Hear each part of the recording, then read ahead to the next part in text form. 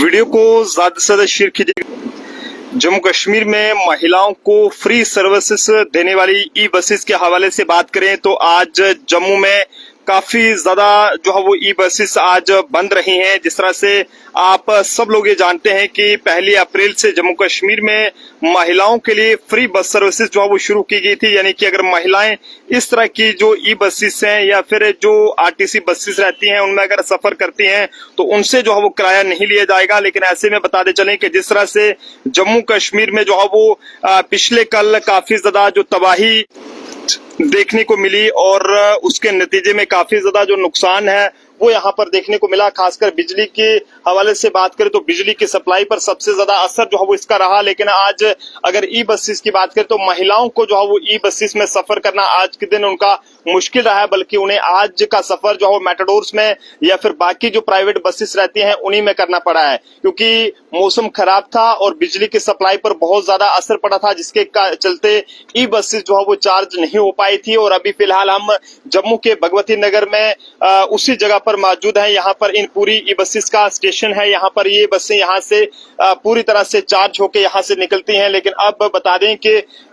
ये बसेस जो है वो यहाँ पर अब चार्ज की जा रही हैं। बताया जा रहा है कि जो यहाँ के कुछ एम्प्लॉयज से हमारी बातचीत हुई है जिन्होंने कैमरे के सामने आने से फिलहाल इनकार किया है, लेकिन उन्होंने बताया है कि इस तरह से यहाँ पर जो है वो जो अभी लाइट आई है तो कुछ बसेस को जो है वो यहाँ पर भेजा जा रहा है चार्ज करके। लेकिन अभी भी कई सारी जो बसेस हैं वो अभी तक जो है वो जिस तरह से पहले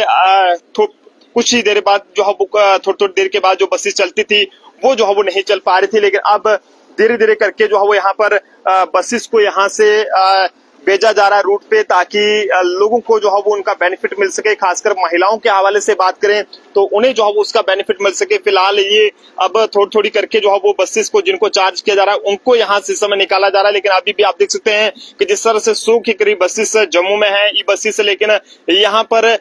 जब लाइट जो है वो चले गई पूरे जम्मू कश्मीर की बात करें तो बिजली की सप्लाई पर जब असर पड़ा तो उसके नतीजे में बिजली की सप्लाई पर जो है वो बहुत ज्यादा असर पड़ा था और जिसके चलते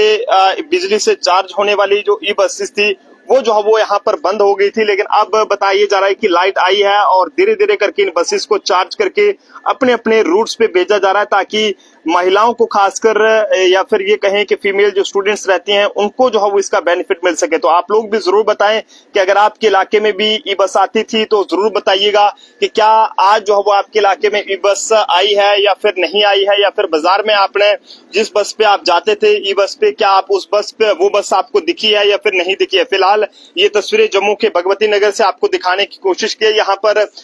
जिस तरह से पिछले कल जो तबाही देखने को मिली, कई सारे पेड़ गिरे जिसकी वजह से रोड भी जो है वो ब्लॉक हुए, कई लोगों की जाने भी जो है वो इसकी वजह से गई हैं। उनके ऊपर जो है वो जब गाड़ियों के ऊपर पेड़ गिरे तो उससे कुछ कई सारी जगहों पर ऐसी घटना हुई है कि कई सारे लोगों को जाने भी गंवाना पड़ी है। लेकिन फिलहाल इसका असर अगर हम बात करें तो ई बसेस पर भी पड़ा है, क्योंकि जब